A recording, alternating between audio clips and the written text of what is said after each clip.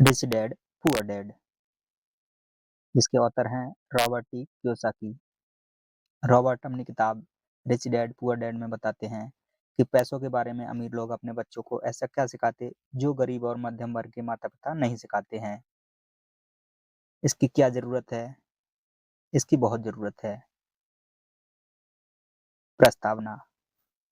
क्या स्कूल बच्चों को असली जिंदगी के लिए तैयार करता है? मेरे मम्मी डैडी कहते थे, मेहनत से पढ़ो और अच्छे नंबर लाओ, क्योंकि ऐसा करोगे तो एक अच्छी तनख्वाह वाली नौकरी मिल जाएगी। उनके जीवन का लक्ष्य यही था कि मेरी बड़ी बहन और मेरी कॉलेज की शिक्षा पूरी हो जाए। उनका मानना था कि अगर कॉलेज की शिक्षा पूरी हो गई तो हम जिंदगी में ज़्यादा कामयाब हो सकेंगे। जब मैंने 1976 में अपना डिप्लोमा हासिल किया तो मैं फ्लोरिडा स्टेट यूनिवर्सिटी में अकाउंटिंग में ऑनर्स के साथ ग्रेजुएट हुई और अपनी कक्षा में काफ़ी ऊंचे स्थान पर रही तो मेरे मम्मी डैडी का लक्ष्य पूरा हो गया था। यह उनकी ज़िंदगी की सबसे बड़ी उपलब्धि था। मास्टर प्लान के हिसाब से मुझे एक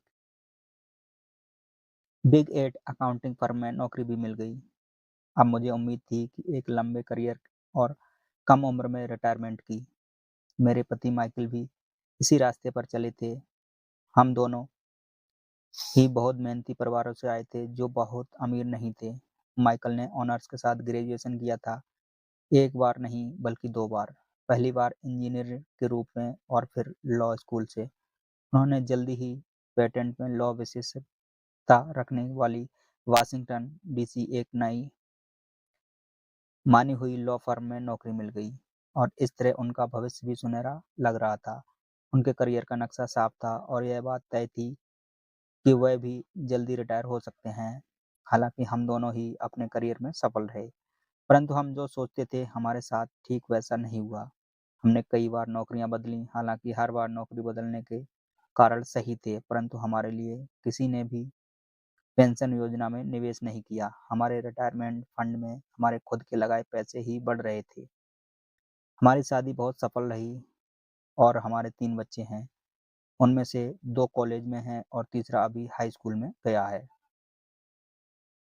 हमने अपने बच्चों को सबसे अधिक अच्छी शिक्षा दिलाने में बहुत सा पैसा लगाया। सन 1996 में एक दिन मेरा बेटा स्कूल से घर लौटा। स्कूल से उसका मोह भंग हो गया था। वह पढ़ाई से ऊब चुका था।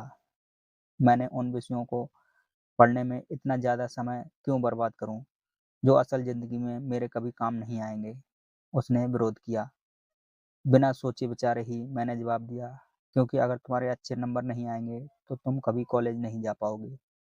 अगर तुम कॉलेज से ग्रेजुएट नहीं हुए तो तुम्हें कोई अच्छी नौकरी नहीं मिलेगी। मैंने एक माँ की तरह चिंतित और आंतरिक होकर, बिना अच्छी नौकरी के तुम किस तरह अमीर बनने के सपने देख सकते हो? मेरे बेटे ने मुस्कुराकर अपने सिर को बोरियत भरे अंदाज में हिलाया। हम यह चर्चा पहले भी कई बार कर चुके थे। उसने अपने सिर को झुकाया और अपनी आंखों को घुमाने लगा। मेरी समझदारी भरी सलाह एक बार फिर उसके कानों के भीतर नहीं गई थी। हालांकि वो स्मार्ट और प्रबल इच्छा शक्ति वाला युवक था, परंतु वह नम्र और शालीन भी था। मम्मी, उसने बोलना शुरू किया और भाषण सुनने की बारी अब मेरी थी। समय के साथ चलिए, अपने चारों तरफ देखिए। सबसे अमीर लोग अपनी शिक्षा के कारण इतने अमीर नहीं बने। माइकल जॉर्डन और मैडोना को देखिए। यहाँ तक कि बीच में ही हार्वर्ड छोड़ देने वाले बिल गेट्स ने माइक्रोसॉफ्ट कायम किया। आज आज वे अमेरिका के सबसे अमीर व्यक्ति हैं और अभी उनकी उम्र भी 30 से 40 के बीच में ही है। और उस बेसबॉल पिचर के बारे में तो आपने सुना ही होगा, जो हर साल 40 लाख डॉलर से ज़्यादा कमाता है, जबकि उस पर दिमागी तौर पर कमज़ोर होने का लेबल लगा हुआ है। हम दोनों काफ़ी समय तक चुप रहे। अब मुझे यह समझ में आने लगा था कि मैं अपने बच्चों को वही सलाह दे रही थी जो मेरे माता पिता ने मुझे दी थी। हमारे चारों तरफ की दुनिया बदल रही थी, परंतु हमारी सलाह नहीं बदली थी। अच्छी शिक्षा और अच्छे ग्रेड हासिल करना अब सफलता की गारंटी नहीं रह गए थे और हमारे बच्चों के अलावा यह बात किसी की समझ में नहीं आई थी। मम्मी, उसने आगे कहा, मैं डैडी और आपकी तरह कड़ी मेहनत नहीं करना चाहता। आपको काफ़ी पैसा मिलता है और हम एक शानदार मकान में रहते हैं जिसमें बहुत से कीमती सामान हैं। अगर मैं आपकी सलाह मानूंगा तो मेरा भी हाल आपकी तरह ही होगा। मुझे भी ज़्यादा मेहनत करनी पड़ेगी ताकि मैं ज़्यादा टैक्स भरूँ और कर्ज में डूब जाऊँ। वैसे भी आज दुनिया में नौकरी की सुरक्षा बची नहीं है। मैं यह जानता हूँ कि छोटे और सही आकार की फर्म कैसी होती है। मैं यह भी जानता हूँ कि आज के दौर में कॉलेज के स्नातकों को कम तनख्वाह मिलती है, जबकि आपके ज़माने में उन्हें ज़्यादा तनख्वाह मिला करती थी। डॉक्टरों को देखिए, वे अब उतना पैसा नहीं कमाते, जितना पहले कभी कमाया करते थे। मैं जानता हूँ कि मैं रिटायरमेंट के लिए सामाजिक सुरक्षा या कंपनी पर भरोसा नहीं कर सकता। मैं अपने सवालों के मुझे नए जवाब चाहिए, वही सही था। उसे नए जवाब चाहिए थे और मुझे भी। मेरे माता-पिता की सलाह उन लोगों के लिए सही हो सकती थी जो 1945 के से पहले पैदा हुए थे। यह उन लोगों के लिए विनाशकारी साबित हो सकती थी जिन्होंने तेजी से बदल रही दुनिया में जन्म लिया। अब मैं अपने बच्चों को यह सीधी-सी बात नहीं कह सकती थी, स्कूल जाओ, अच्छे ग्रेड लाओ और किसी सुरक्षित नौकरी की तलाश करो। मैं जानती थी कि मुझे अपने बच्चों की शिक्षा को सही दिशा देने के लिए नए तरीकों की खोज करनी होगी। एक माँ और एक अकाउंटेंट होने के नाते मैं इस बात से परेशान थी कि स्कूल में बच्चों को धन संबंधी शिक्षा या वित्तीय शिक्षा नहीं दी जाती। हाई स्कूल खत्म होने से पहले ही आज के युवाओं के पास अपना क्रेडिट कार्ड होता है। यह बात अलग है कि उन्होंने कभी धन संबंधी पाठ्यक्रम भाग नहीं लिया होता और उन्होंने यह भी नहीं पता होता कि इसे किस तरह निवेश किया जाता है। इस बात का तो ज्ञान दूर की बात है कि क्रेडिट कार्ड पर चक्रवृद्धि ब्याज की गणना किस तरह की जाती है। इसे आसान भाषा में कहें तो उन्हें धन संबंधी शिक्षा नहीं मिलती और यह ज्ञान भी नहीं होता कि पैसा किस तरह काम करता है। इस तरह वे उस दुनिया का सामना करने के लिए कभी तैयार नहीं हो पाते जो उनका इंतजार कर रही है। ऐसी दुनिया जिसमें बचत से ज़्यादा खर्च को महत्व दिया जाता है। जब मेरा सबसे बड़ा बेटा कॉलेज के शुरुआती दिनों में अपने क्रेडिट कार्ड को लेकर कर्ज में डूब गया तो मैंने उसे क्रेडिट कार्ड को नष्ट करने में उसकी मदद की। साथ ही मैं ऐसी तरकीब भी खोजने लगी जिससे मेरे बच्चों को पैसों की समझ आ सके। पिछले साल एक दिन मेरे पति ने मुझे अपने ऑफिस से फ़ोन किया। मेरे सामने एक सज्जन बैठे हुए थे। मुझे लगता है कि तुम उससे मिलना चाहोगी, उन्होंने कहा। उनका नाम रॉबर्ट कियोसाकी है। वे एक व्यवसायी और निवेशक हैं तथा वे एक शैक्षिक उत्पाद का पेटेंट करवाना चाहते हैं। मुझे लगता है कि तुम इसी चीज़ की तलाश कर रही थी, जिसकी मुझे तलाश थी। मेरे पति माइक रॉबर्ट कियोसाकी द्वारा बनाए जा रहे शैक्षणिक उत्पाद कैश फ्लो से इतने प्रभावित थे कि उन्होंने इसके परीक्षण के बारे में हमें बुलवा लिया। यह एक शैक्षणिक खेल था, इसलिए मैंने स्थानीय विश्वविद्यालय से पढ़ रही अपनी 19 वर्षीय बेटी से भी पूछा कि क्या वह मेरे साथ चलेगी और वह तैयार हो गई।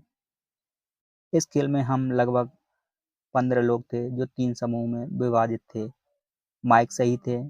मैं इसी तरह के शैक्षणिक उत्पाद की खोज कर रही थी। यह किसी रंगीन मोनोपोली बोर्ड की तरह लग रहा था, जिसके बीच में एक बड़ा सा चूहा था, परंतु मोनोपोलॉजी से यह इस तरह अलग था कि इसमें 2 रास्ते थे, एक अंदर और दूसरा बाहर। खेल का लक्ष्य अंदर वाले रास्ते से बाहर निकलना, जिसे रॉबर्ट चूहा दौड़ कहते थे, और बाहरी रास्ते पर पहुंचना या तेज रास्ते पर जाना। रॉबर्ट के मुताबिक तेज रास्ता हमें यह बताता है कि असल जिंदगी में अमीर लोग किस तरह पैसे का खेल खेलते हैं। रॉबर्ट ने हमें चूहा दौड़ के बारे में बताया। अगर आप किसी भी औसत रूप से शिक्षित, कड़ी मेहनत करने वाले आदमी की ज़िंदगी को देखें, तो उसमें आपको एक सा ही सफ़र दिखेगा। बच्चा पैदा होता है, स्कूल जाता है, माता-पिता खुश हो जाते हैं क्योंकि बच्चे को स्कूल में अच्छे नंबर मिलते हैं और उसका दाखिला कॉलेज में हो जाता है। बच्चा स्नातक हो जाता है और फिर योजना के अनुसार काम करता है। वह किसी आसान, सुरक्षित नौकरी या करियर की तलाश में कर लग जाता है। बच्चे को ऐसा ही काम मिल जाता है, शायद वह डॉक्टर या वकील बन जाता है, वह सेना में भर्ती हो जाता है या फिर वह सरकारी नौकरी करने लगता है। बच्चा पैसे कमाने लगता है, उसके पास थोक में क्रेडिट कार्ड आने लगते हैं और अगर अब तक उसने खरीदारी करना शुरू नहीं किया, तो वह अब जमकर खरीदारी शुरू हो जाती है। खर्च करने के लिए पैसे पास में होते हैं तो वह उन जगहों पर जाता है जहाँ उसकी उम्र के ज़्यादातर नौजवान जाते हैं, लोगों से मिलते हैं, डेटिंग करते हैं और कभी-कभार शादी भी कर लेते हैं। अब ज़िंदगी में मज़ा आ जाता है क्योंकि आजकल पुरुष और महिलाएँ दोनों नौकरी करते हैं, 2 तनख्वाहें बहुत सुखद लगती हैं। पति-पत्नी को लगता है कि उनकी ज़िंदगी सफल हो गई है, उन्हें अपना भविष्य सुरक्षित नज़र आता है। अब वे घर, कार, टेलीविज़न खरीदने का फैसला करते हैं क्योंकि ये छुट्टी मनाने के लिए जाते हैं और फिर उनके बच्चे हो जाते हैं। बच्चों के साथ उनके खर्चे भी बढ़ जाते हैं। खुशहाल पति-पत्नी सोचते हैं कि ज़्यादा पैसा कमाने के लिए अब उन्हें ज़्यादा मेहनत करनी चाहिए। उनका करियर अब उनके लिए पहले से ज़्यादा मायने रखता है। वे अपने काम में ज़्यादा मेहनत करते हैं ताकि उन्हें प्रमोशन मिल जाए या उनकी तनख्वाह बढ़ जाए। तनख्वाह बढ़ती है पर उसके साथ ही दूसरा बच्चा पैदा हो जाता है। अब उन्हें एक बड़े घर की ज़रूरत महसूस होती है। वे नौकरी में और भी ज़्यादा मेहनत करते हैं, बेहतर कर्मचारी बन जाते हैं और ज़्यादा मन लगाकर काम करते हैं। ज़्यादा विशेषता के साथ हासिल करने के लिए वे एक बार फिर किसी स्कूल में जाते हैं ताकि वे ज़्यादा पैसे कमा सकें। हो सकता है कि वे दूसरा काम भी खोज लें, उनकी आमदनी बढ़ जाए, परंतु उस आमदनी पर उन्हें इनकम टैक्स भी चुकाना पड़ता है। यही नहीं, उन्होंने जो बड़ा घर खरीदा है, उस पर भी टैक्स देना होता है। इसके अलावा उन्हें सामाजिक सुरक्षा का टैक्स चुकाना होता है। इसी तरह बहुत से टैक्स चुकाते-चुकाते उनकी तनख्वाह चुक जाती है। वे अपनी बहुत बड़ी तनख्वाह लेकर घर आते हैं और हैरान होते हैं कि इतना सारा पैसा आखिर कहाँ चला जाता है। भविष्य के लिए बचत के हिसाब से कुछ म्यूचुअल फंड भी खरीद लेते हैं और अपने क्रेडिट कार्ड से घर किराया खरीदते हैं। उनके बच्चों की उम्र अब 5 या 6 साल हो जाती है। यह चिंता भी उन्हें सताने लगती है। बच्चों के कॉलेज की शिक्षा के लिए भी बचत ज़रूरी है। इसके साथ ही उन्हें अपने रिटायरमेंट के लिए पैसे बचाने की चिंता भी सताने लगती है। 35 साल पहले पैदा हुए यह खुशहाल दंपत्ति अब अपनी नौकरी बाकी दिन जुआ दौड़ में फंसकर बिताते हैं।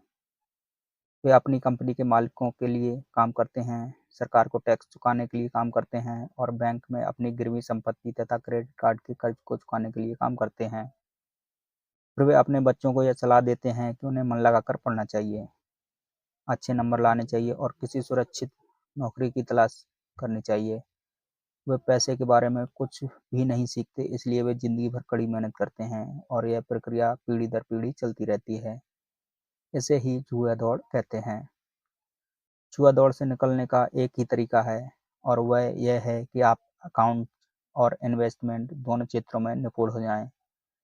दिक्कत यह है कि इन दोनों ही विषयों को बोरिंग और कठिन माना जाता है। मैं खुद एक सीपीए हूँ और मैंने बिग एड अकाउंट फर्म के लिए काम किया है। मुझे यह देखकर ताज्जुब हुआ कि रॉबर्ट ने इन दोनों बोरिंग और कठिन विषयों को सीखना कितना रोचक और सरल और रोमांस बना दिया। सीखने की प्रक्रिया इतनी अच्छी तरह छुपा ली गई कि जब हम जुआ दौड़ से बाहर निकलने के लिए जी जान लगा रहे थे, तो हमें यह ध्यान ही नहीं रहा कि हम कुछ सीख रहे थे। शुरू में तो हम एक नए शैक्षणिक खेल का परीक्षण कर रहे थे, परंतु जल्दी ही इस खेल में मुझे और मेरी बेटी को मज़ा आने लगा। खेल के दौरान हम दोनों ऐसे विषयों पर बात कर रहे थे जिनके बारे में हमने पहले कभी बात नहीं की थी। एक लेखपाल होने के कारण इनकम स्टेटमेंट और बैलेंस शीट से जुड़ा हुआ खेल खेलने में मुझे कोई परेशानी नहीं हुई। मैंने खेल के नियम और इसकी बारीकियां समझने में अपनी बेटी और दूसरे लोगों की मदद भी की। उस रोज मैं चूहा दौड़ से सबसे पहले बाहर निकली और केवल मैं ही बाहर निकल पाई। बाहर निकलने में मुझे 50 मिनट का समय लगा, हालांकि खेल लगभग 3 घंटे तक चला। मेरी टेबल पर एक बैंकर बैठा हुआ था, इसके अलावा एक व्यवसायी था और एक कंप्यूटर प्रोग्रामर भी था। मुझे यह देखकर बहुत ही हैरत हुई कि इन लोगों को अकाउंटिंग या इन्वेस्टमेंट के बारे में कितनी कम जानकारी है, जबकि ये विषय उनकी ज़िंदगी के कितनी ज़्यादा अहमियत रखते हैं। मेरे मन में यह सवाल भी उठ रहा था कि असल ज़िंदगी में अपने पैसे ढेले के कारोबार को कैसे संभालते होंगे। मैं यह समझ सकती थी, मेरी 19 साल की बेटी क्यों नहीं समझ सकती। पर ये लोग तो उनसे दुगनी उम्र के थे और उन्हें ये बातें समझ में आ जानी चाहिए थी। चूहा दौड़ से बाहर निकलने के बाद मैं 2 घंटे तक अपनी बेटी और इन शिक्षित अमीर वयस्कों को पासा फेंकते और अपना बाजार हिलाते देखती। हालांकि खुश थी कि वे लोग कुछ नया सीख रहे थे, लेकिन मैं इस बात से बहुत ज़्यादा परेशान थी और विचलित भी थी कि वयस्क लोग सामान्य अकाउंटिंग और इन्वेस्टिंग के मूलभूत बिंदुओं के बारे में कितना कम जानते हैं। उन्होंने अपने इनकम स्टेटमेंट और बैलेंस शीट के आपसी संबंध को समझने में बहुत ही समय लगा दिया। अपनी संपत्ति खरीदते और बेचते समय उन्हें ध्यान ही नहीं रह रहा था कि हर सौदे से उनकी महीने की आमदनी पर असर पड़ रहा है। मैंने सोचा असल ज़िंदगी में ऐसे ही करोड़ों लोग होंगे जो पैसे के लिए सिर्फ इसीलिए परेशान रहते हैं क्योंकि उन्होंने दोनों विषय कभी नहीं पढ़े। मैंने मन में सोचा, भगवान का शुक्र है कि हमें मज़ा आ रहा है और हमारा लक्ष्य खेल में जीतना है। जब खेल खत्म हो गया तो रॉबर्ट ने हमें 15 मिनट तक कैश फ्लो पर चर्चा और इसकी समीक्षा करने के लिए कहा। मेरी टेबल पर बैठा हुआ व्यवसायी खुश नहीं था। उसे खेल पसंद नहीं आया। मुझे यह सब जानने की कोई ज़रूरत नहीं है, उसने ज़ोर से कहा।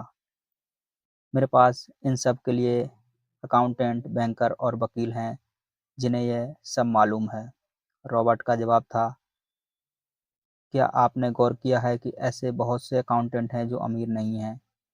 और यही हाल बैंकर्स, वकीलों, स्टॉक ब्रोकर और रियल एस्टेट ब्रोकर का भी है।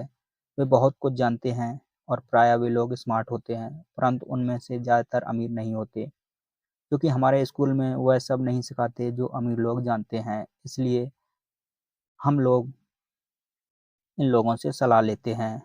परंतु एक दिन जब आप किसी हाईवे पर कार से जाते हैं तो आप ट्रैफिक जाम में फंस जाते हैं। आप बाहर निकालने के लिए छटपटाते हैं। जब आप अपनी दाईं तरफ देखते हैं तो वहां आप देखते हैं कि आपका अकाउंटेंट भी उसी ट्रैफिक जाम में फंसा हुआ है। फिर आप अपनी बाईं तरफ देखते हैं जहां आपको अपना बैंकर भी उसी हाल में नजर आता है। इससे आपको हालात का अंदाजा हो जाएगा। कंप्यूटर प्रोग्रामर भी इसी खेल के से प्रभावित नहीं था। यह सीखने के लिए मैं सॉफ्टवेयर खरीद सकता हूँ। बैंकर जरूर प्रभावित हुआ। मैंने स्कूल में अकाउंटिंग सीखी थी, परंतु अब तक यह नहीं समझ पाया कि इसे असल ज़िंदगी में किस तरह काम में लाया जाए। अब मैं समझ गया हूँ कि मुझे चूहा दौड़ से बाहर निकलने के लिए खुद को तैयार करने की ज़रूरत है। परंतु मेरी पुत्री के विचारों से मैं सबसे ज़्यादा रोमांचित हुई। उसने कहा, मुझे सीखने में बड़ा मज़ा आया। मैंने इस बारे में बहुत कुछ सीखा कि पैसा असली में किस तरह काम करता है, इसका निवेश किस तरह करना चाहिए। फिर उसने आगे कहा, अब मैं जानती हूँ कि मैं अपने काम करने के लिए किस तरह का व्यवसाय चुनूँ, और यह व्यवसाय चुनने के कारण नौकरी की सुरक्षा, उनसे मिलने वाला फ़ायदा या तनख्वाह नहीं होंगे।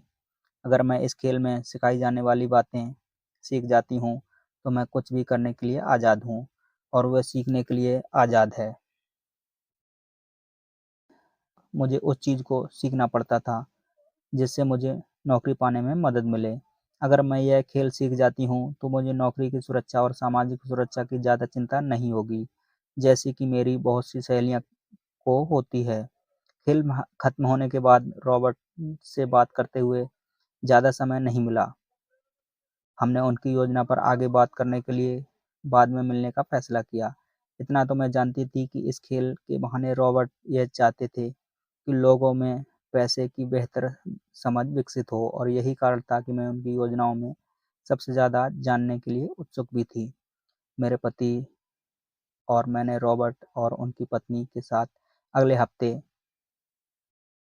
फॉर डिनर मीटिंग रख ली। हालांकि यह हमारा पहला सामाजिक मेल-जोल था, फिर भी हमें ऐसा महसूस हो रहा था कि हम एक दूसरे को बरसों से जानते हों। हमने पाया कि बहुत सी बातें एक जैसी हैं। हमने बहुत से विषयों पर बातें की, खेलों, नाटकों, रेस्तरां और सामाजिक आर्थिक विषयों पर। हमने बदलती हुई दुनिया के बारे में भी बातें की। हमने इस मुद्दे पर बहुत समय तक विचार किया कि ज़्यादातर अमेरिकी कैसे अपने रिटायरमेंट के लिए बहुत कम पैसा बचा पाते हैं या बिल्कुल भी नहीं बचा पाते।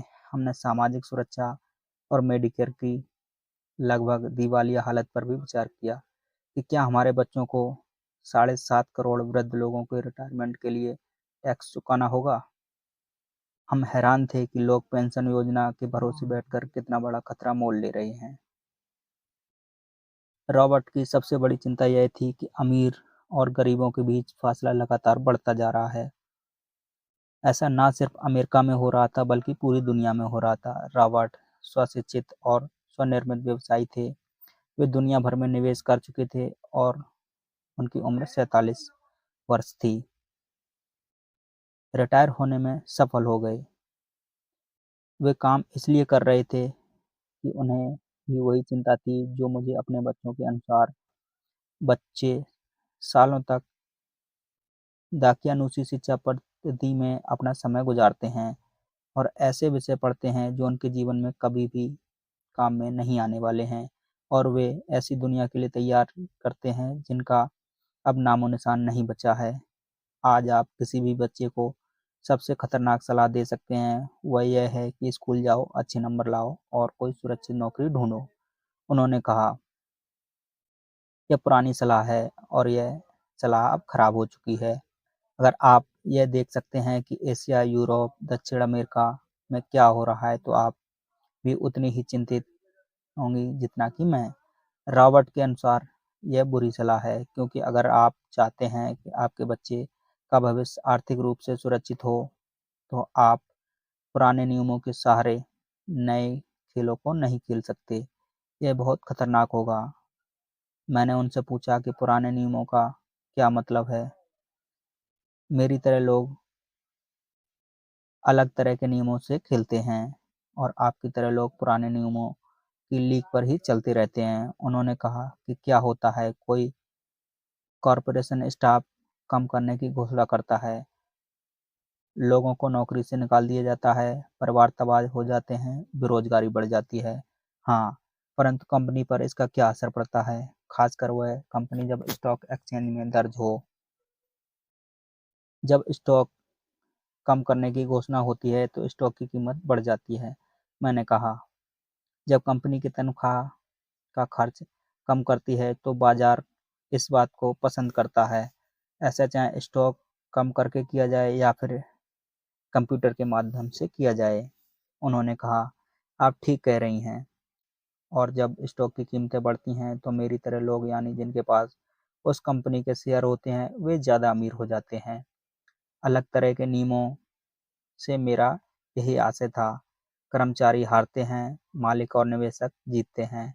रॉबर्ट कर्मचारी और मालिक के बीच के फ़र्क को समझा रहे थे।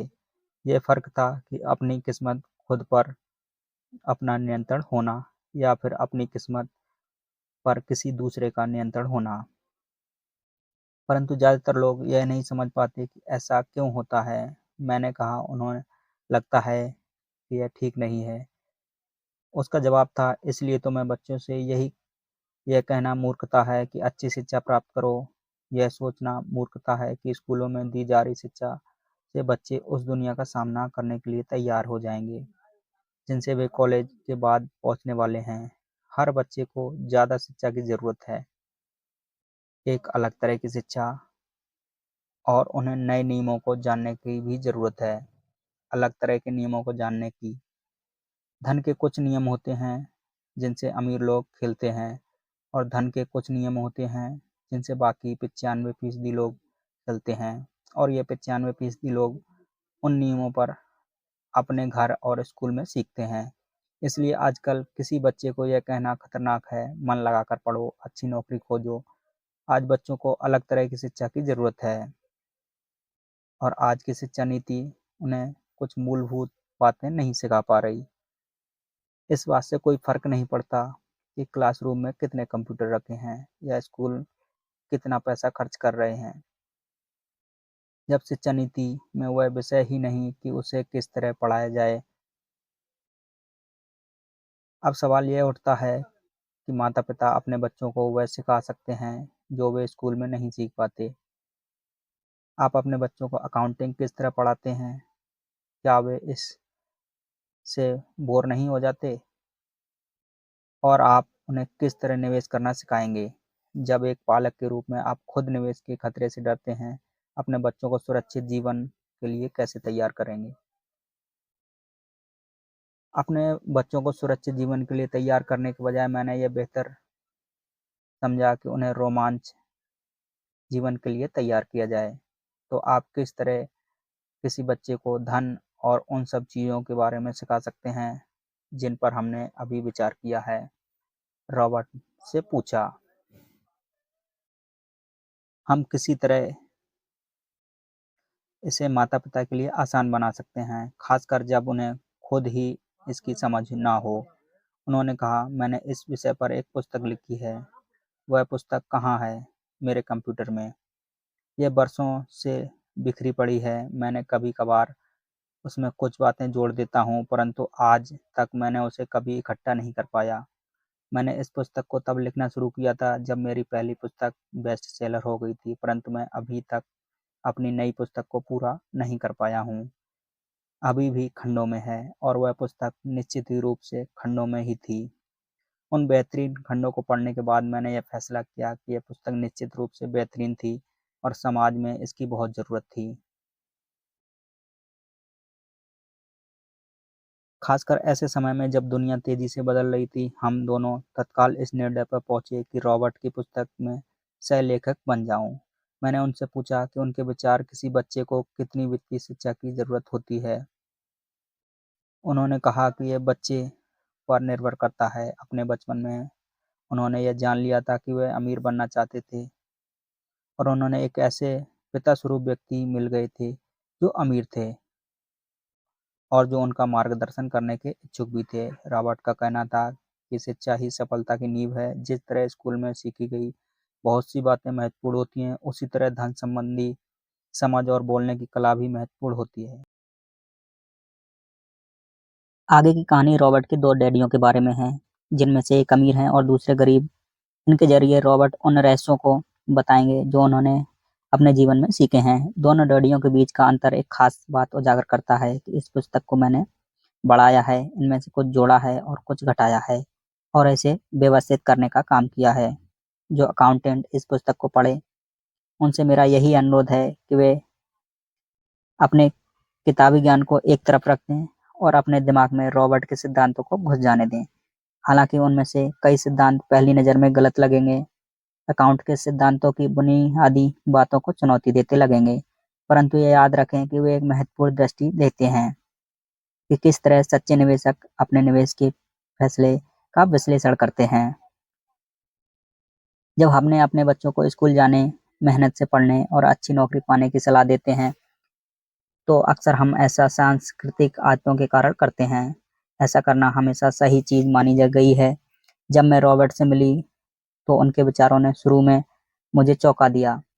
दो डैडियों के साथ पले बड़े रॉबर्ट के सामने दो अलग-अलग लक्ष्य होते हैं। उनके पढ़े-लिखे डैडी उन्हें कॉर्पोरेशन में नौकरी करने की सलाह देते हैं। उनके अमीर डैडी उन्हें कॉर्पोरेशन का मालिक बनने की सलाह देते थे। दोनों ही कामों में शिक्षा की ज़रूरत थी, परंतु पढ़ाई के विषय बिल्कुल अलग-अलग थे। पढ़े-लिखे डैडी रॉबर्ट को स्मार्ट बनने के लिए प्रोत्साहित करते थे। अमीर डैडी रॉबर्ट को यह जानने के लिए प्रोत्साहित करते थे कि किस तरह स्मार्ट लोगों की सेवाएं ली जाएं। दो डैडियों के होने से कई समस्याएं भी पैदा हुईं। रॉबर्ट के असली डैडी हवाई राज्य में शिक्षा प्रमुख थे। जब रॉबर्ट 16 साल के हुए, तो उन्हें इस बात से कोई खास चिंता नहीं सता रही थी। अगर तुम्हें अच्छे नंबर नहीं मिलते, तो तुम्हें कोई अच्छी नौकरी नहीं मिलेगी। वे पहले से ही जानते थे कि उनके करियर का लक्ष्य था कॉर्पोरेशन का मालिक बनना, ना कि उन्हें उसमें नौकरी पाना। सच तो यह है कि अगर हाई स्कूल में समझदार और मेहनती परामर्शदाता नहीं मिला होता, तो रॉबर्ट कभी कॉलेज में नहीं गए होते। वे इस बात को मानते हैं कि वे दौलत कमाने के लिए बेताब थे, परंतु आखिरकार मान ही गए कि कॉलेज की शिक्षा से भी उन्हें फायदा हो सकता है। दरअसल इस पुस्तक में दिए गए विचार शायद बहुत से माता-पिताओं को क्रांतिकारी और अतिशयोक्तिपूर्ण लगेंगे। कई लोगों को अपने बच्चों को स्कूल में ही रखने में काफ़ी मेहनत करनी पड़ रही है, परंतु बदलते हुए समय को देखते हुए हम नए और जोखिम भरे विचारों की तरफ ध्यान देने की ज़रूरत है। अपने बच्चों को कर्मचारी बनने की सलाह देने का मतलब यह है कि हम जिंदगी भर अपनी खून पसीने की कमाई से इनकम टैक्स और ना जाने कितने टैक्स चुकाने की सलाह देते हैं, और इसके बाद भी पेंशन की कोई गारंटी नहीं होती। और यह सच है कि आज के ज़माने में टैक्स किसी व्यक्ति का सबसे बड़ा खर्च है। हकीकत में ज़्यादातर परिवार तो जनवरी से ही आधी मई तक सिर्फ अपने टैक्स को चुकाने के लिए ही सरकार की नौकरी करते हैं। आज नए विचारों की बहुत ज़रूरत है और यह पुस्तक हमें नए विचार देती है। रॉबर्ट का दावा है कि अमूल लोग अपने बच्चों को अलग तरह की शिक्षा देते हैं। वे अपने बच्चों को घर पर सिखाते हैं कि डिनर टेबल पर हो सकता है कि ये विचार वे ना हों जिन पर आप अपने बच्चों को के साथ बात करते हों, परंतु उन पर नज़र डालने के लिए धन्यवाद। और मैं आपको सलाह देती हूँ कि आप खोज करते रहें। एक माँ और एक सीपीए होने के नाते मैं तो यही सोचती हूँ कि अच्छे नंबर लाना और एक बढ़िया नौकरी पा लेना एक पुराना विचार है।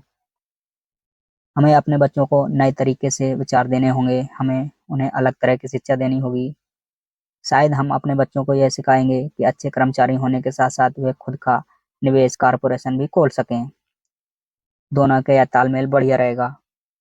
एक माँ होने के नाते मुझे उम्मीद है कि यह पुस्तक सभी आपको के लिए फायदेमंद रहेगी। रॉबर्ट लोगों को यह बताना चाहते हैं कि कोई भी व्यक्ति अगर ठान ले तो अमीर बन सकता है।